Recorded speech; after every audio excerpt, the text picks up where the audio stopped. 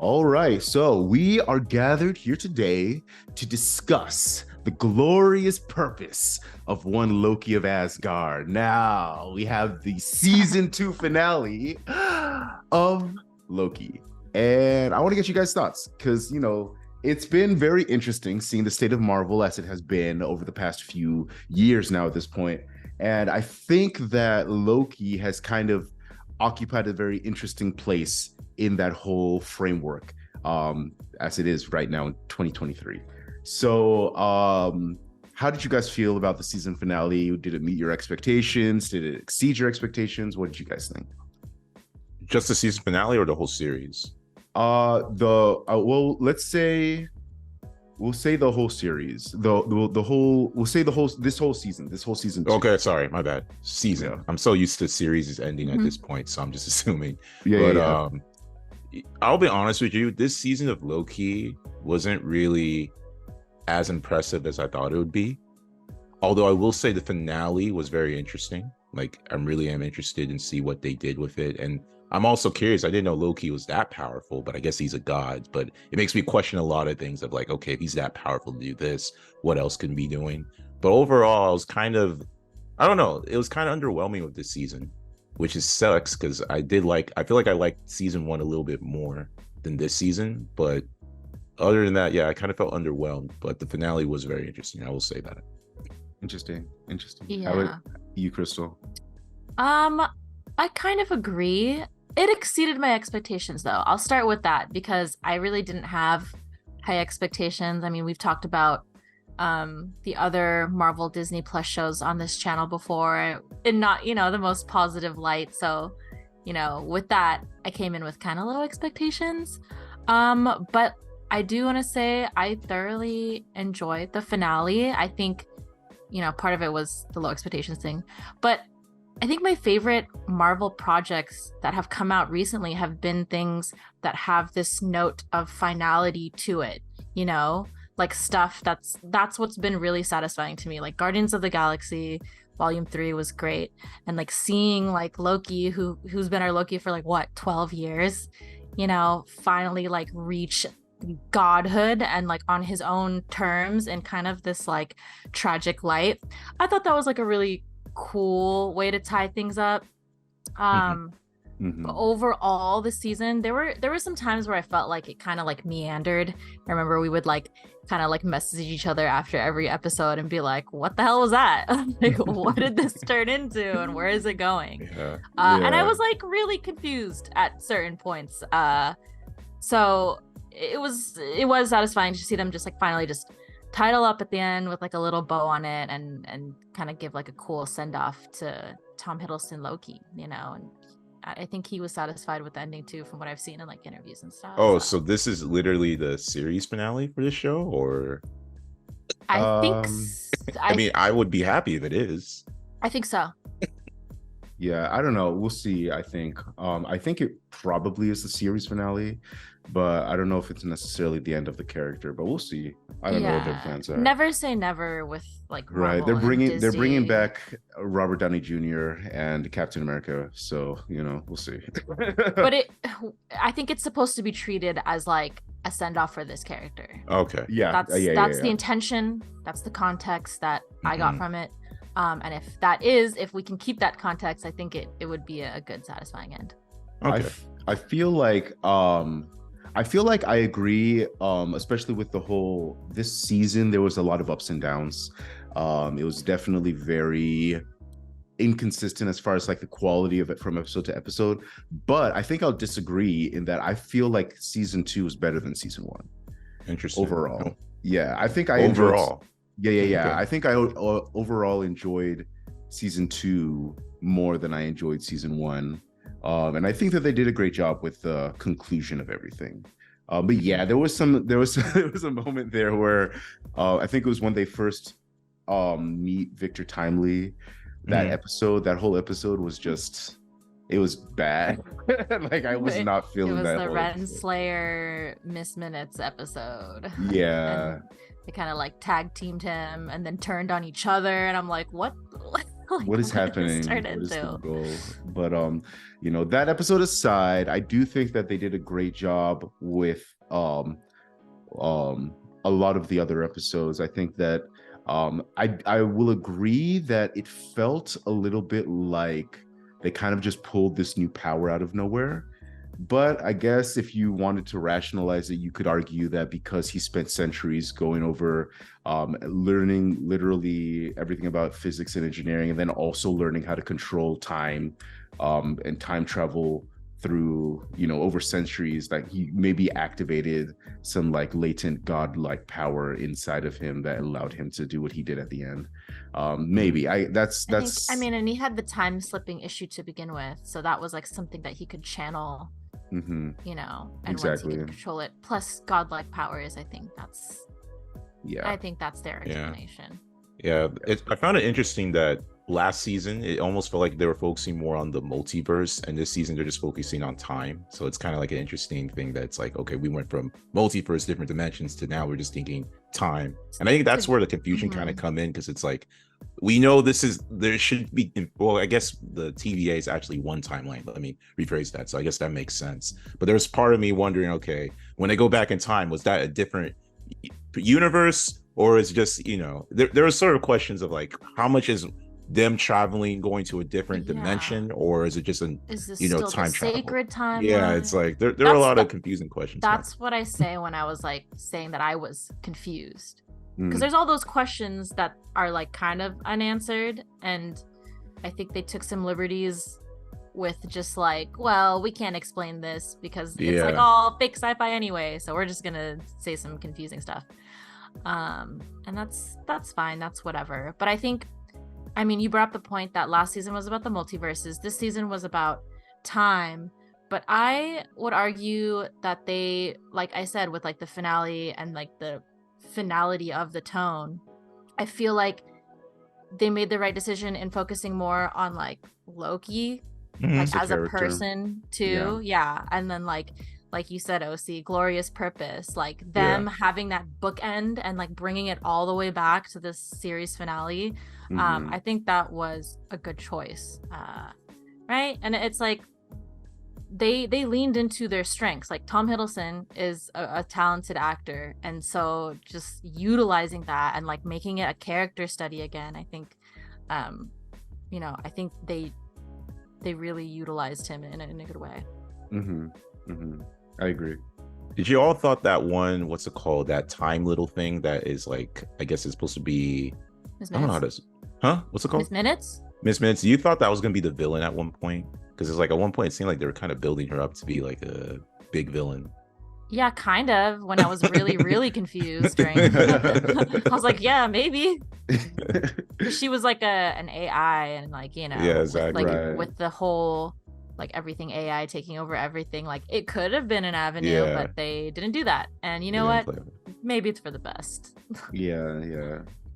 I think they Miss Minutes had a little too much airtime this season. So she had too many minutes.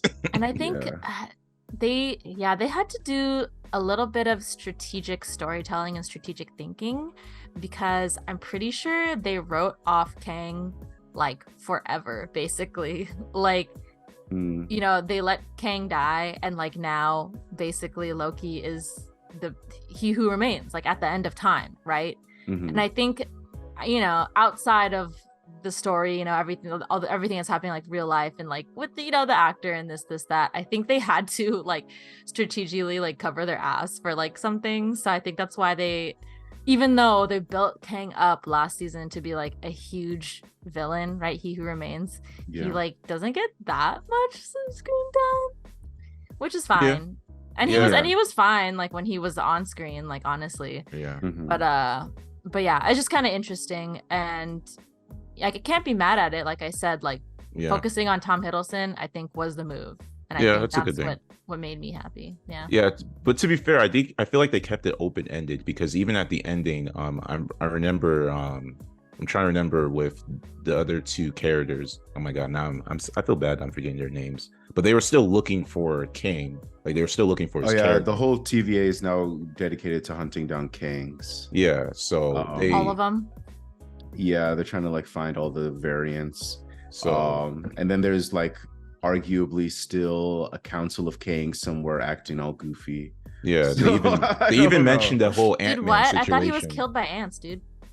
Well, That that's one. That one of the, yeah. Yeah, they mentioned that too. That They one kind guy of was- noted that too. They don't need a So- TVA, they just need ants. Yeah, Apparently. exactly. you Yeah, know. you can just use ants to destroy Kangs. But who knows? Maybe that's just a Kang. That was such a bad movie. But you know what? We had I think yeah, we had a better show to watch. Not a better version of Kang. I think Timely was an annoying version of Kang, but I think, you know, as the episodes progressed, he got less and less annoying, which was cool. And then at a certain point when it looked like he died, I was low-key happy that they killed him, but then they brought him back, which is like, okay. But yeah, that was an annoying. Like when he first died, were you like, yes, Yeah, let's go? I was low-key like, okay, so They he's did he's it. gone. He's Yeah. gone. But Yeah. they brought him back, so I'm like, oh, okay, I guess we're, you know, sticking around with Timely. But yeah, I think they did a better job of like toning that character down and like properly incorporating him into the world, because the first episode where he appeared, I'm like, what is going on? This is bad. So, and then how did you guys feel about the whole dilemma that Loki had to face of making the choice to kill Sylvie or to let Sylvie destroy the entire universe? I thought it was very interesting in my eyes. It scared me because if it was like killing Sylvie, part of me was almost thinking, man, this means season 2 is pointless. Because that was the kind of the framework I was thinking, where it's like, did we really just spend a whole season just to be like, oh, I should just kill this girl and let the whole thing go by? But Yeah. on the same time, yeah, you know, it was it goes back to why I kind of am glad that Loki is the one controlling himself at the end, because at least it gave more value to everything that happened to season 2, as opposed to just being like, all right, you know what, this is there's no way we can stop what's going on, let's just rewrite the whole story, let's just make sure we kill her at the end. So that was my only thing with it, but overall as a dilemma, it was a really good device, and it kind of challenges Loki as a character, so I give it props for that. I just thought of something. You know how the first episode they're like, Loki has to prune himself to stop the time slipping? I feel like that kind of makes, I don't know if that necessarily, if I'm thinking of this right, but like, was that the reason why he was then able to time slip to himself afterwards? Because he time slipped, right? He time slipped back to that moment at the TVA where he pruned himself, and then now I guess he was able to, after that, time slip into himself, because after that there's only one Loki, right? Throughout all of time, there's not multiple Lokis. Yeah, I see what you're saying, because in the last episode he time slipped into himself, Right, like as opposed to just like time Sure. slipping to a moment where there's another Loki. yeah. I Okay. mean, we're not That's gonna fun. get an explanation, so I'll take that one. Okay. Yeah, that makes sense. Eh. Okay. But yeah, I mean, yeah, and then back to Sylvie, like yeah, I think they made the right choice. That was an interesting dilemma. I agree with Chuku. Last season the point would have been moot, you know, like Loki wanted to save Sylvie. Loki wants to save everyone because he's like a good god now. And so when it seemed like, oh, the solution is like to kill Sylvie, I was like, they're not gonna do a Game of Thrones on us, are they? I was rooting so for them to kill convenient. Sylvie so hard. Yeah, no, I know you were, because you love the Game of Thrones ending. I was like, oh, OC's gonna rejoice if they kill Sylvie. I would have But been they so didn't. happy. So I yeah, mean- well, this is why you're not in the writer's room, dude. Yeah, I would have killed Sylvie. Yeah. And then what? We wouldn't And have the then- amazing ending with Loki being at the end of time. He who remains can stay there, and then, you know, And then what? I don't know. Okay, OC. Point made. Sylvie My is point dead. made. But yeah, no, I think that I generally feel like this season, I had a lot of fun with it, especially like going back to the point that we kind of made at the beginning. You know, the state of the MCU recently has not been very good. The past few even MCU shows, like She-Hulk, Marvel, Miss Marvel, Secret Invasion, like I didn't even Moon watch Knight. Secret Invasion, Moon Me Knight. either. Yeah, like they've kind of just been dropping the ball left and right on all of these shows. And so I, like you guys and like many probably watching, I just was not interested in I was almost just not excited for Loki season 2. Not because like I enjoyed season 1, but it definitely felt like fatigue after all the failings of Marvel recently. It's like, why am I continuing to go back to this well, hoping to get something good out of it? But luckily, I think we got something good out of it. You know, at the same time that they released the Marvels movie, we had the finale for this show, which was good, and then Marvels, which was not so good. But it is what it is. But yeah, I think it was a good send off for the character, assuming that this is intended as a send off, which I think it is. Not to say that he's not coming back. I definitely think he's going to have some sort of reunion with Thor down the line, but we'll see. We'll see. Yeah, we shall see. Yeah. Any last minute thoughts? No, I think we said everything we had to say, but it's just funny that in the last couple of videos we brought up like the word fatigue. When it comes to storytelling, there's a lot of stuff that's unsure when it comes to comic book media right now, because like I feel like every time people talk about comic book media now, they're fatigued, they're tired, they want to see new material. Hopefully, stuff, new stuff that comes out stays good and is refreshing. Like the Loki ending, I thought it was refreshing, right? As a send off type beat. Hopefully we still get like good stuff like that. Yeah, definitely.